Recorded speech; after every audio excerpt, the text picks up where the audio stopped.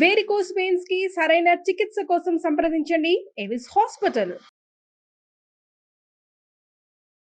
నమస్కారం.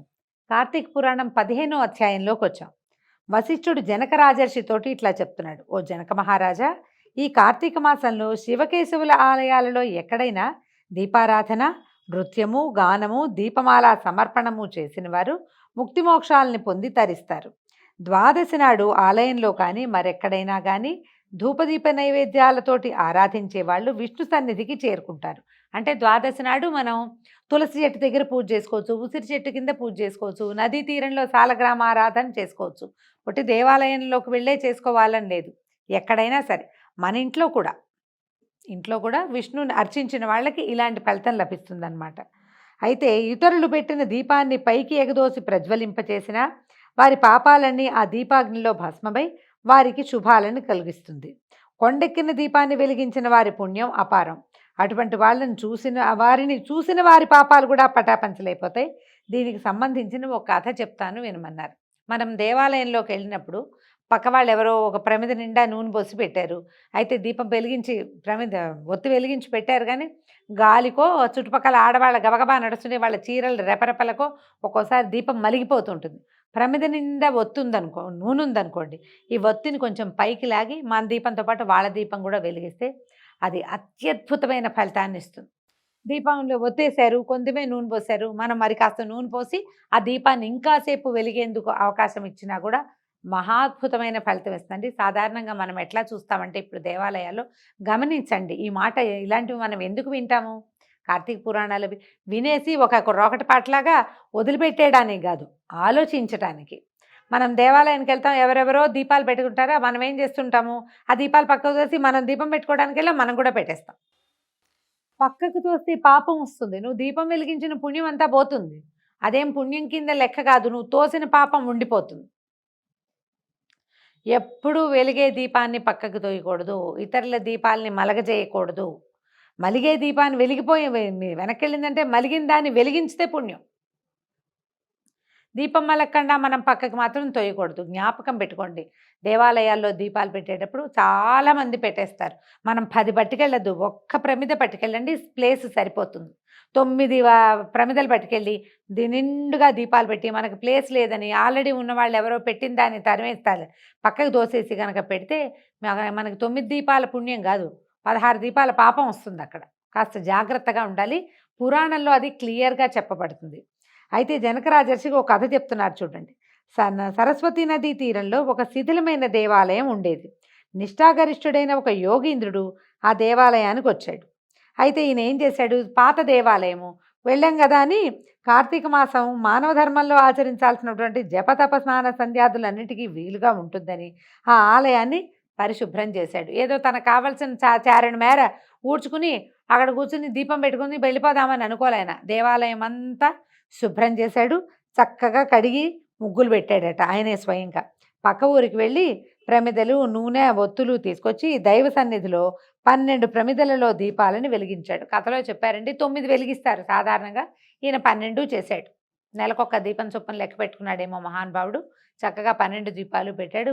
దేవాలయం కళకళలాడిపోతోంది ధూపదీపాలతోటి. తాను పాటించే నియమాలనే పాటించుకుంటూ అక్కడే ఉండి దేవాలయం ప్రతిరోజు శుభ్రం చేయడం, ప్రతిరోజు కడిగి ముగ్గులు పెట్టడము, రోజు దీపాలు పెట్టడం. ఊళ్ళోకి వెళ్ళి దీపాలు నూనె తెచ్చుకుంటున్నాడు, ప్రమిదలు తెచ్చాడు కదా, నూనె తేవటం, దీపం పెట్టుకోవటం అనమాట. ప్రతిరోజు దీపాలను వెలిగించేవాడు. ఆ ఆలయంలోని కలుగులో ఒక ఎలుక ఉండేది. మనకు అన్ని చోట్ల కనపడతాయి ఇవ్వండి, సూపర్ మార్కెట్ల దగ్గర నుంచి దేవాలయాల వరకు ఎలుకలు లేని ప్లేస్లే ఉండవు. ఈ కార్తీక మాసంలోని శుక్ల ద్వాదశి నాడు తినడానికి ఏమీ లేదు, ఏం దొరుకుతుందా అని ఆ ఎలుక ఆలయం చుట్టూతా తిరిగింది. సాధారణంగా దేవాలయాల్లో ఏంటంటే మనకి అరటిపళ్ళు, కొబ్బరి చిప్పలు ఉంటాయి, ఆహారం దొరుకుతుంది. ఎలుకలు నూనె ప్యాకెట్లు కూడా లాక్కెళ్ళిపోతాయి. తింటాయో తినవో వాటి మొహం, నూనెతోటి ఏం చేస్తాయి, లాక్కెళ్ళిపోతాయి అంతే. అయితే అప్పటిదాకా శిథిలంగా ఉంది ఆలయం. ఈయన వచ్చాకే రోజు మనుషుల సందడి, ఆ తర్వాత ఏదో ఆహారపు వాసనలు వస్తున్నాయన్నమాట.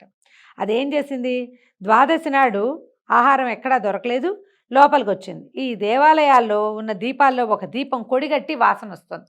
దీపాల్లో ఏమవుతుంది, కాసేపు అయ్యేసరికి చివరికి వచ్చింది అనుకోండి, నూనె వాసన వచ్చేస్తుంది. మీరు గమనించండి కదా, దీపం చివరికి వచ్చేసరికల్లా నూనె కొడిగట్టేసరికి కింద నూనె అంతా అయిపోతుంది.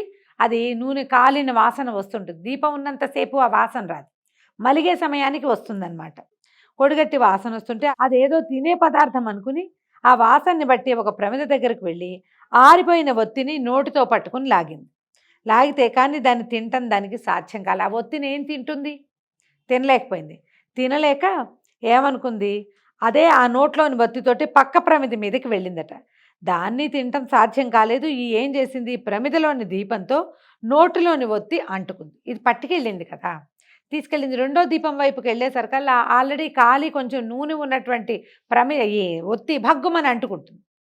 అంటుకునేసరికల్లా ఇది కంగారు పడి అగ్గి మండేసరికల్లా ఏం చేసింది, విదిలించేసింది. విదిలిస్తే అక్కడున్న ప్రమిదలో పడింది. ఇది వెళ్ళి ఈ ఒత్తి వెళ్ళి వెలుగుతున్న ఒత్తి పడేసరికల్లా అనుకోకుండా ఇలా సంఘటన ఒక్కసారి నోట్లో ఉన్నది భగ్గుమని మండటము, అది కంగారు పడి విదిలించడము, అది పోయి ఒక ప్రమిదలో పడి జ్వాల పైకి లేచేసరికల్లా ఎలుకగా ఉన్నవాడు ఎలుక ఉన్నట్టుండి భగ్గుమని మంటలాగా వచ్చి ఒక మానవాకారాన్ని దాల్చిందట. యతీశ్వరుడు ఆ పక్కనే జపం చేసుకుంటున్నాడు. ఈసారి సడన్గా జరిగినటువంటి హఠాత్ సంఘటనకి ఆయన కంగారు పడి ఉలికిపడ్డాడు. ఏం జరుగుతోంది ఇక్కడ అని. ఇక్కడ ముందు ఎలుకొచ్చింది ఆయన చూడలా. సడన్గా దీన్ని శివలింగం పక్కన ఒక పెద్దగా మనిషి ఆకారం రావడం మాత్రమే ఆయన గమనించాడు. గమనించి అయ్యా మీరు ఎవరండి అని అడిగాడు. అడిగేసరికల్లా చెప్తున్నాడు, మునీంద్ర నేను ఈ ఆలయంలో ఒక కలుగులో నివసించే ఎలుకని. ఎంతకాలంగా ఉన్నానో ఎప్పటి నుంచి ఉంటున్నానో నాకు తెలియదు. నా పుట్టినప్పటి నుంచి నేను ఇక్కడే ఉన్నా. అయితే మీరు పెట్టిన దీపాల తోరణంలో ఆరిన దీపాన్ని నోట పెట్టుకుని అవతల ప్రమిదని తాకాను. అప్పుడు నా నోట్లోని ఒత్తి మండింది.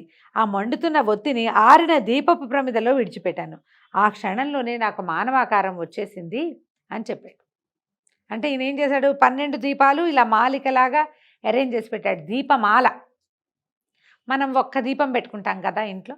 ఎప్పుడైనా చక్కగా వరుసగా ముగ్గులు వేసి లైన్గా దీపాలు పెడితే దీపమాల సమర్పణము అంటారు.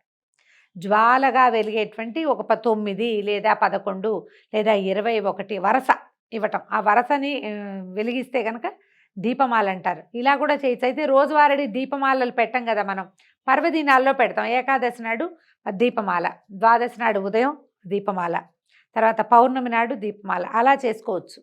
ఈయన ఇట్లా 12 పెడుతున్నాడు కదా, అవి మాలలు చక్కగా ఒకదాని వెనకాల ఒకటి పెట్టి లైన్గా పెట్టాడు అనమాట. తోరణంలాగా పెట్టాడు. అది తీసి పక్కకు పెట్టాను. నేను ఇలా మనిషి అయిపోయానండి అన్నాడు. అనేసరికల్లా అప్పుడు ఈ మానవుడు చెప్పిన మాటలు విన్న యతీంద్రుడు తన దివ్య దృష్టితోటి ఎలుక యొక్క పూర్వజన్మ విశేషాన్ని కనుగొన్నాడట. ఏం చెప్పాడు, ఈరోజు కార్తీక శుద్ధ ద్వాదశి తినడానికి ఏం దొరుకుతుందా అని వెతుకుతూ ఆలయం చుట్టూ ప్రదక్షిణ చేశావు తెలియకుండానే. తర్వాత స్వామి సమీపంలో ఉన్న దీపజ్వాలని చూశావు. అందులో ఆరిన ప్రమిదలోని ఒత్తిని తినే వస్తువని భ్రమపడి నోటితో ఖర్చుకుని పక్కకు కదిలావు. వెలుగుతున్న ప్రమిదలోని జ్వాలతో నీ నోటిలోని ఒత్తి వెలిగింది. ఈ విధంగా అది నువ్వు భయపడి విదిలిస్తే నువ్వు ఏ ప్రమిదలోంచి తీసావో ఆ ప్రమిదలోనే, అంటే ఆరిపోయిన ప్రమిదలోనే మళ్ళీ పడి వెలిగేసరికి దీపం వెలిగించిన ఫలితం నీకు లభించింది. అంచేత నీ పాపాలన్నీ తొలగిపోయి నువ్వు మానవాకారాన్ని ధరించావు నాయన. పూర్వజన్మల్లోని పాప ఫలితంగా నువ్వు ఎలుకగా పుట్టేవు. ఇంత బాగా చెప్పారండి. అంటే మనం కొన్ని జన్మల్లో అంధకారంలో కూరుకుపోయే లాంటి పాపాలు ఏమైనా చేస్తే ఇలాగ ఎలుకలు పందికొక్కుల్లాగాను పుడతారటండి. పందికొక్కుకి వెలుగుండదు, ఎలుక్కి వెలుగుండదు దాని జీవితంలో. అలా బొరియల్లో దూరుతుంటుంది, బయటికి వచ్చినా పరిగెత్తుకుంటూ వెళ్ళిపోతుంది, భయంగా ఉంటుంది. దానికి ధైర్యంగా ఉండేది ఆ చీకట్లో మాత్రమే. అలాంటి జీవితాలు వస్తాయి. కొన్ని పాపాలు చేయకూడదు. ఏ పాపం వల్ల ఇతను ఎలుగ్గా మారాడో చెప్తున్నాడు చూడండి. గడిచిపోయిన జన్మలో నువ్వు బాహ్లిక దేశంలో జైన మతంలో పుట్టావు.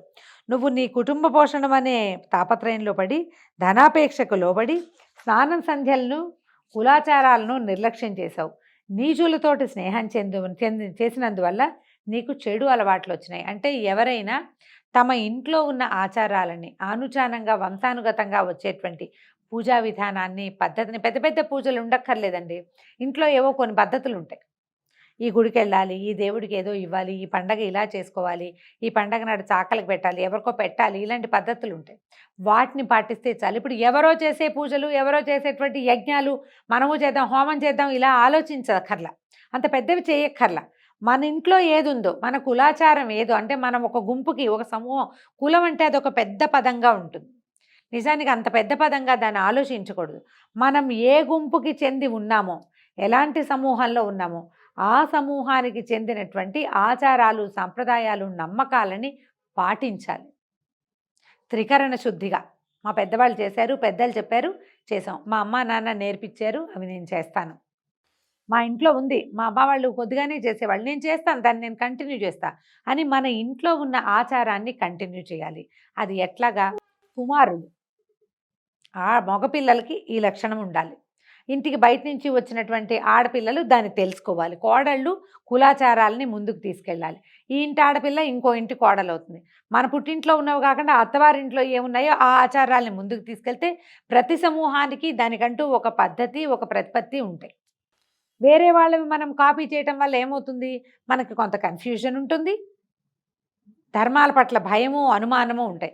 అదే మన సమూహంలో అందరూ చేసే దాని మీద మనకి ఏ భయం ఉంటుంది? రోజు వండే వంటకి భయం ఏమిటి? కొత్త వంటకానికి అయితే చాలా కంగారుగా ఉంటుంది. ఇవి కూడా అంతే. ఆచారాలు, సంస్కృతి, సాంప్రదాయాలు కూడా అంతే. మనది సంప్రదాయం ఏదో దాన్ని అనుసరించాలి. దాన్ని ఎప్పుడైతే వదిలిపెడతామో మనం వేరే సంస్కారాల్లోకి వెళ్ళిపోతాం. చెడువో, మంచివో ఇంకొకళ్ళవి పాటించడం వల్ల మనకి పెద్ద ఉపయోగం ఉండదు. సొంతవి చేయాలన్నమాట.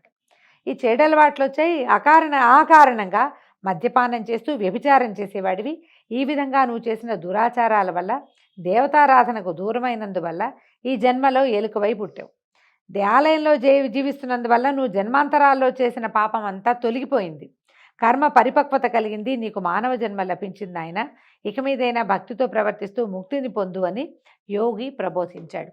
కార్తీక పురాణపు ప్రతి కథల్లోనూ ఏదో ఒక చిన్న నీతి నిబిడీకృతమై ఉంటుందండి.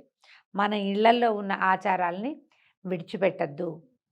ఒకవేళ దాని మీద ఇవి అవగాహన లేదనుకోండి, ఎవరైనా మనకు సంబంధించిన వాడు చుట్టుపక్కలని కనుక్కుని ఆ రకంగా మన ఇంటి ఆచారాలని ముందుకు తీసుకెళ్ళాలి.